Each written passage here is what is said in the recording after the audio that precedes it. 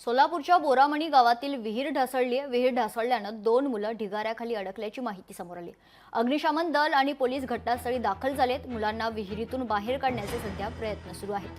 5 ते 6 मुलं विहिरीत पोहण्यासाठी गेले असता ही भिंत ढासळली आणि ही घटना घडली आहे। बोरमणी गावातील जवळपास 5 ते 6 मुलं एका शेतातील विहिरीत पोहण्यासाठी गेले होते।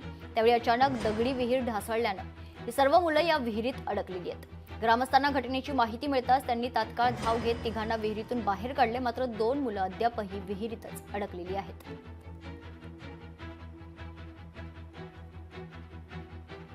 दरम्यान याचाच आढावा घेतलाय आमचे प्रतिनिधी वसीम अत्तार यांनी। सोलापूरच्या बोरामणी या गावामध्ये जे आहे ते विहीर कोसळल्यामुळे जे आहे ते 2 जण जे आहे ते या विहिरीमध्ये अडकलेला जे आहे ते धक्कादायक घटना जे आहे ते या ठिकाणी घडलेली आहे।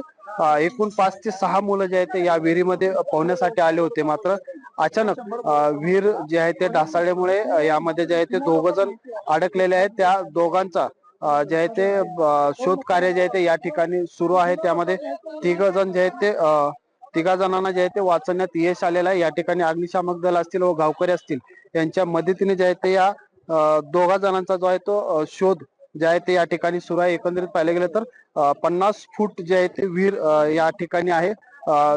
खूप वर्षापूर्वीची जे आहे ती विहीर या ठिकाणी आहे। सध्या उन्हाळ्याचे दिवस सुरू आहेत आणि यामुळे जे आहे ही मुलं या ठिकाणी पोहण्यासाठी आली होती, मात्र त्यातील 2 मुलं जे आहेत ते विहिरीत ज्या कोसळल्यामुळे जे ते अडकलेले आहेत आणि त्यांचं शोध कार्य जे आहे ते या ठिकाणी सुरू आहे।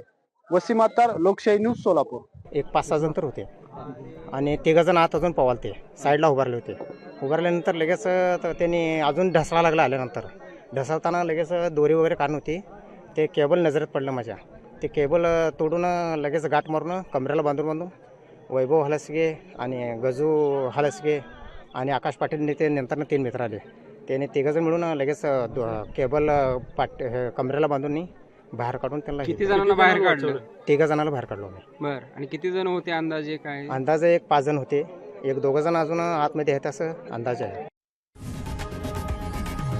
लोकशाही मराठी ऐका, पहा, जागरूक रहा।